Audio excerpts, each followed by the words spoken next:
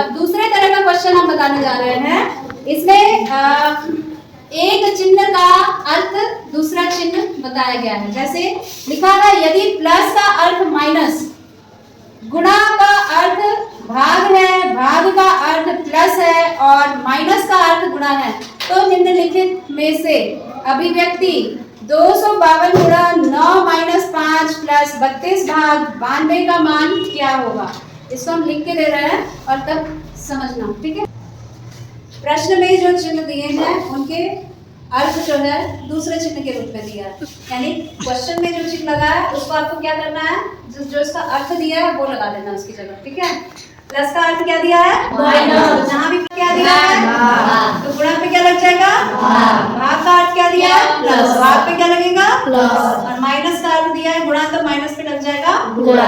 अब आपको क्या करना है, इसको हल करके इस नए चिन्ह के अनुसार आपको निकालना है आंसर। इन चारों विकल्पों में से कोई एक होगा, ठीक है। तो पहले हम इस तरह के क्वेश्चन करने के लिए आपको सबसे ज्यादा जरूरी है एकाग्र होने की, है ना, यानी कंसंट्रेशन बहुत जरूरी है, ध्यान बहुत जरूरी है, ठीक है। तो प्रश्न को ध्यान से समझो और उसको पहले इस इक्वेशन को नए टर्म्स में लिख लो, उसके बाद तुम वर्डमास का नियम लगाओ, ठीक है। तो हम इस क्वेश्चन को नए चिन्हों के रूप में लिख लेते हैं, है ना, चिन्ह रिप्लेस करके। तो हम 252 लिखते हैं, गुणा की जगह हम क्या लगाते हैं? भाग। गुणा का अर्थ भाग लगा दिया, 9 लिख दिया। माइनस का अर्थ क्या है? माइनस का अर्थ गुणा। गुणा यहाँ से लेना, यहाँ से मत लेना, गलत हो जाएगा, है ना। माइनस का अर्थ गुणा है, गुणा लगा दिया, 5 लिख दिया। प्लस का अर्थ क्या है? माइनस। माइनस लगा दिया, 32 लिख दिया। भाग का अर्थ क्या है? भाग का अर्थ है प्लस। मान पे लिख दिया। अब हमें देखना है कि ये किसके बराबर है। पहले क्या करेंगे? भाग। किसका किससे भाग करेंगे? 9 से 252 को भाग देंगे, कितना आएगा फटाफट करके बताओ। तब 9 से 252 को भाग दिया तो क्या आया? 28। 28 के बाद हम क्या करेंगे? गुणा 5 माइनस 32 प्लस 92 लिखेंगे। अब क्या करेंगे? सबसे पहला काम गुणा। किसका किससे गुणा? 28 से 5। 28 से 5 का गुणा करके बताओ। 28 से 5 का गुणा किया 140 माइनस 32 प्लस 92। अब क्या करेंगे? प्लस। किसको किससे प्लस करेंगे? 140 में 92 का प्लस। 140 से 92 को जोड़ेंगे। एक बात याद रखना, जो गुणा और भाग के चिन्ह होते हैं, गुणा और भाग उन संख्याओं में आपस में होता है जो चिन्ह के अगल बगल होती हैं। जैसे गुणा के अगल बगल, जो गुणा के चिन्ह की जो अगल बगल संख्या होगी उसमें गुणा होगा, भाग के चिन्ह के अगल बगल जो संख्या होगी उसमें भाग होगा। लेकिन प्लस माइनस क्या होता है? जिसकी बाईं तरफ प्लस होगा वो प्लस होती है, जिसकी बाईं तरफ माइनस होगा वो माइनस हो जाती है। तो यहाँ 32 की बाईं तरफ क्या है? माइनस। तो इसको हम जोड़ेंगे नहीं, ठीक है। इसको हम घटाएंगे किसमें से? 92 और 140 के गुणनफल में से। 232 माइनस 32, आंसर कितना आ गया? 200। ऑप्शन में है? Yes ma'am. चौथा ऑप्शन, ठीक है, समझ आ गया। पिछले क्वेश्चन से थोड़ा थोड़ा मिलता है, उसमें चिन्हों की जगह दूसरा चिन्ह दिया था, यहाँ अक्षरों को चिन्हों की जगह लिखा है। क्वेश्चन में चिन्हों की जगह क्या लिखे हैं? अक्षर। अक्षर लिखे हैं, तो हर अक्षर का एक विशेष चिन्ह उसका मतलब है ना। जैसे L का मतलब क्या है? प्लस। M का मतलब क्या है? माइनस। N का मतलब गुणा। P का मतलब भाग। तो क्वेश्चन पेपर में एक गलती की है, ये प्रिंट जो है वो गलत हो गया है, ये गुणा की जगह कैपिटल X छपा हुआ है उसमें। तो इस तरह की चीजों से कंफ्यूज मत होना, ध्यान रखना कि जब हर अक्षर के लिए चिन्ह है तो यहाँ M के लिए भी चिन्ह ही है, X नहीं है ना। M के लिए क्वेश्चन पेपर में X दिया है, M के लिए गुणा होना चाहिए, ठीक है। तो ये गुणा का चिन्ह है, तो हमको क्या करना है? हर अक्षर का चिन्ह लगा देना, ठीक है। जहाँ M लिखा होगा वहाँ प्लस लगा देना है, जहाँ M लिखा है वहाँ माइनस, जहाँ M लिखा है वहाँ गुणा, जहाँ P लिखा है वहाँ भाग। तो ये क्वेश्चन कैसे बदल जाता है? 14 के बाद कौन सा निशान लगेगा? गुणा। 10 के बाद प्लस, 42 के बाद भाग, और 2 के बाद माइनस, फिर 8 आ गया। अब इसका आंसर निकालो, कितना आएगा? वैल्यू निकालो इसकी। सबसे पहले क्या करेंगे? 2 करेंगे, 42 2 से भाग दो, कितना आएगा?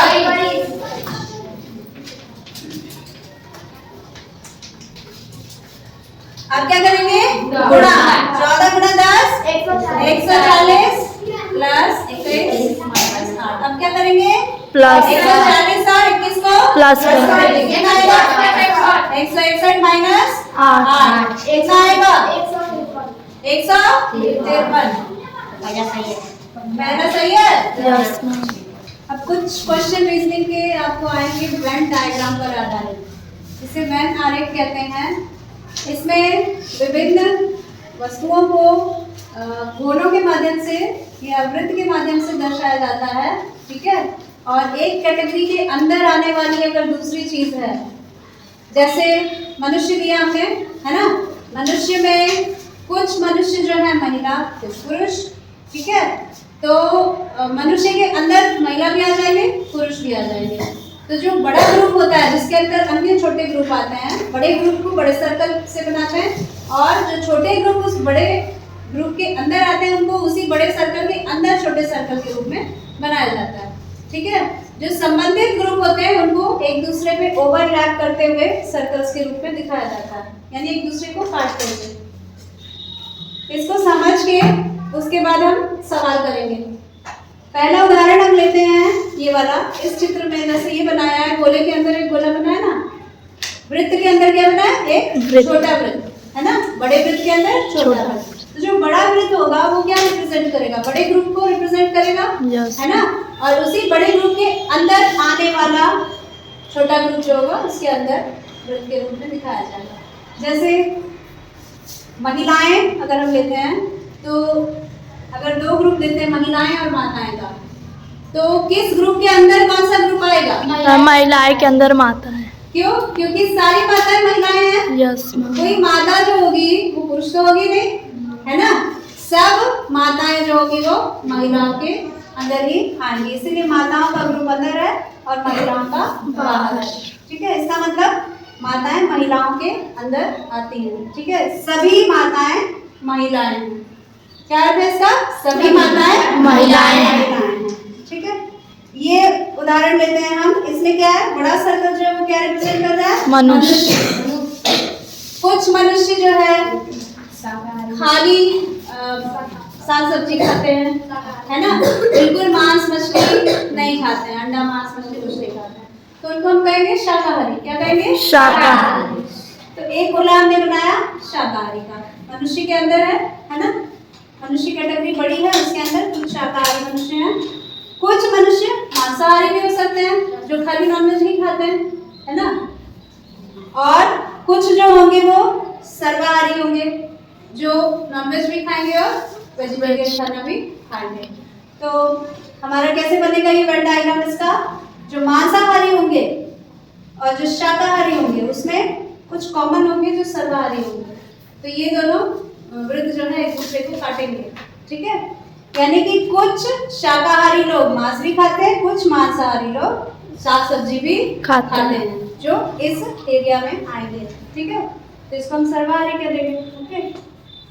तीसरा एग्जाम्पल है, हमने प्रोफेशन दिए हैं लोगों के काम, है ना। लोग क्या क्या करते हैं। कुछ लोग गायक होते हैं, ठीक है। कुछ लोग लेखक होते हैं, कुछ लोग चित्रकार होते हैं। तो जरूरी नहीं है कि जो गायक है वो चित्रकार या लेखक नहीं होगा। कोई कोई लोग ऐसे होते हैं जो गायक के साथ साथ चित्रकार भी हो सकते हैं, यानी अच्छा चित्र भी बनाए और गाना भी अच्छा गाए।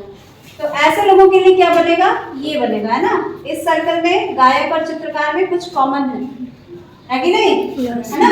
तो इस एरिया में जो लोग आएंगे इस एरिया में वो क्या होंगे? गायक भी होंगे और चित्रकार भी होंगे, ठीक है। अब ये और ये सर्कल लेते हैं हम।